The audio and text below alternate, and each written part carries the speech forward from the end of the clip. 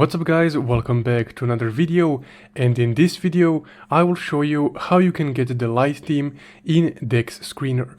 Also, if you're interested in some crypto related bonuses, I will leave some relevant links in the description below. And now let's get started. So first off, of course, you will need to go to DEX Screener right here, and from here go to your bottom left corner and click on this little sun icon right here. Now this will change the website theme to a light theme, but if you try to open a chart for a token,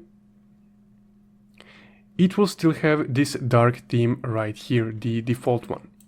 So let's go ahead and change this so everything is in the light theme. Now once you open any chart, you can go to the settings icon right here.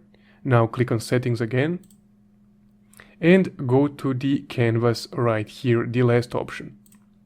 Now once you're on the canvas, you can customize the background of this chart right here. So just go ahead and click on this color, the first one, and select white or whichever light color you prefer. Now on the second one, and also select the same color. Now you can just click OK.